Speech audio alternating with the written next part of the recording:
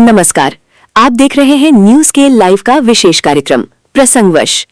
आज चर्चा उन खबरों पर जिन्होंने पूरे देश को झकझोर कर रख दिया है।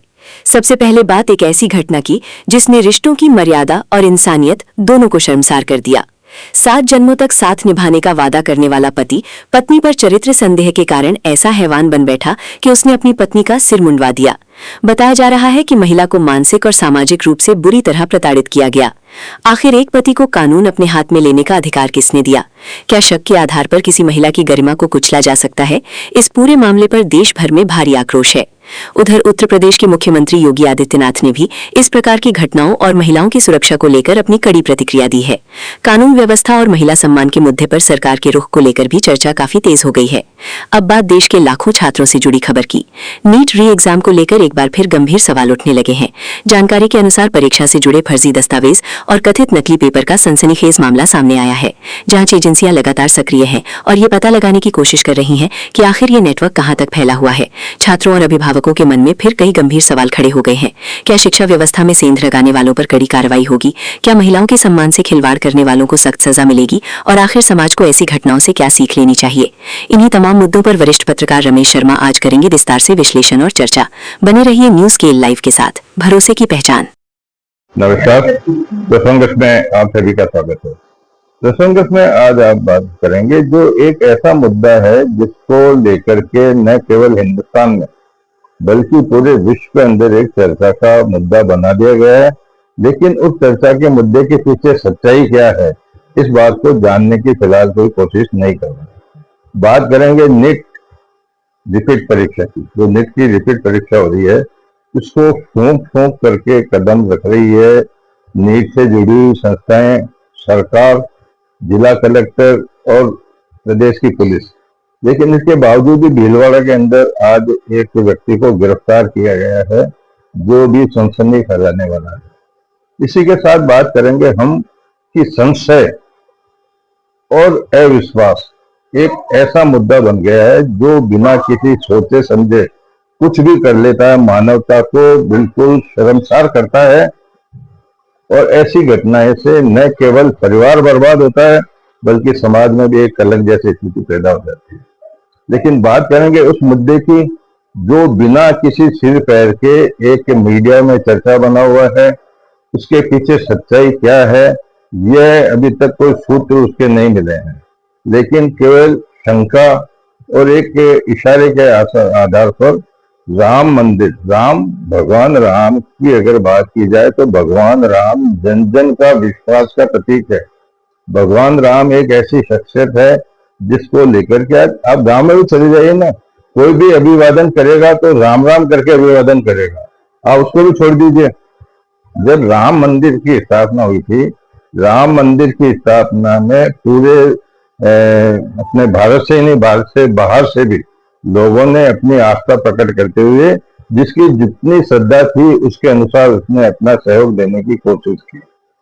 मंदिर बनने के बाद में अब उसमें भी राजनीति रही, उसकी तरफ मैं इसलिए नहीं जाना चाहता कि वो राजनीति काफी चल चुकी थी, जिसमें प्रधानमंत्री नरेंद्र मोदी पर आरोप लगाया गया था कि वो उनकी पत्नी साथ में नहीं बैठना चाहिए और उसके लिए भी बताया गया था कि शंकराचार्यों को क्यों नहीं बुलाया गया। लेकिन वो मुद्दा अलग है, उससे हम अपने मूल मुद्दे से हट जाएंगे।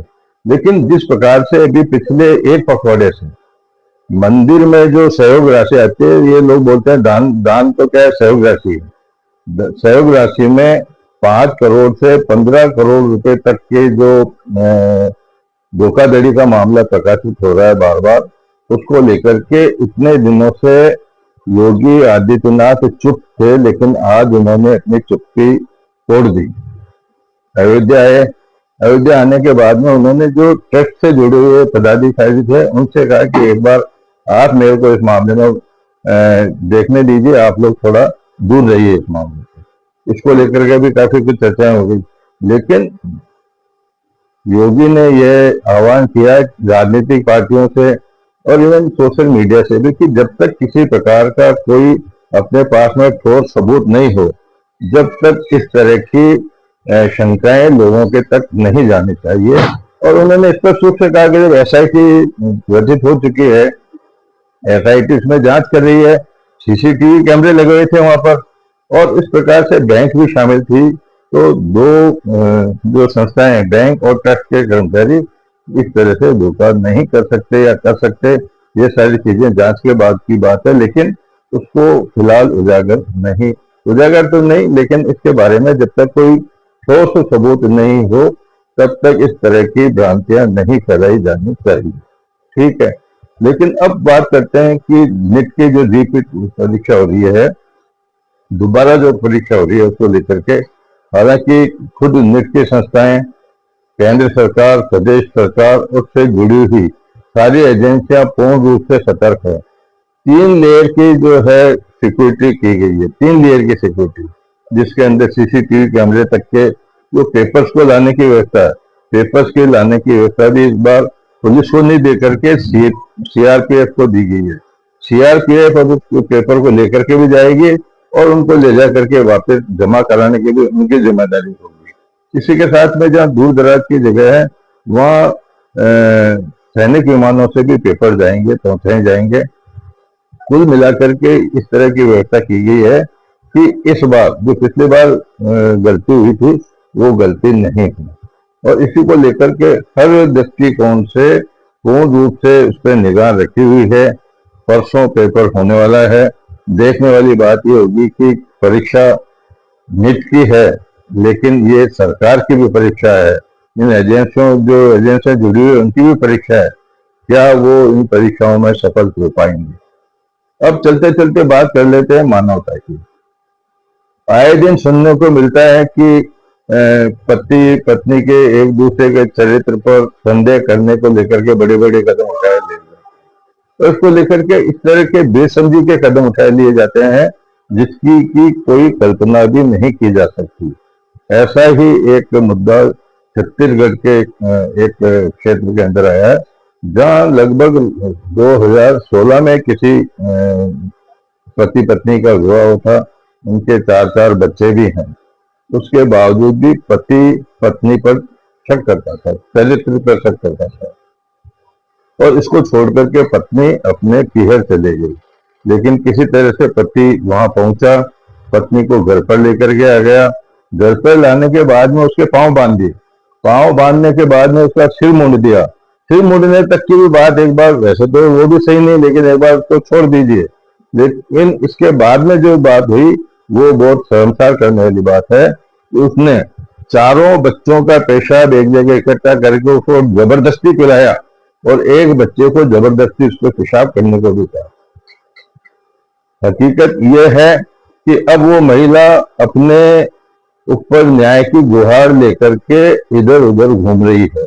यानी कि वो अपने ऊपर हुए इस अत्याचार, भयंकर अत्याचार की शिकायत को लेकर के अपने पति और परिवारजन, ससुराल पक्ष के ऊपर कार्रवाई करने के लिए कानून की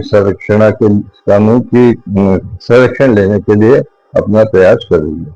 कुल मिलाकर के ये स्थिति है कि आज के समय में अब आप जब साथ फेरे लिए जाते हैं, जब एक दूसरे पर विश्वास करने का, एक दूसरे की रजामंदी से कोई काम करने का, एक दूसरे को लेकर के परिवार को आगे बढ़ाने का कई तरह की बातें होती है शहरों के अंदर, उसके विपरीत इस तरह के माहौल हो रहे हैं जिससे समाज पर भी एक कुप्रभाव पड़ रहा है। आज के प्रसंग को विराम देते हैं। कल फिर किसी प्रसंग के साथ मैं आपके सामने उपस्थित होऊंगा। तब तक के लिए नमस्कार।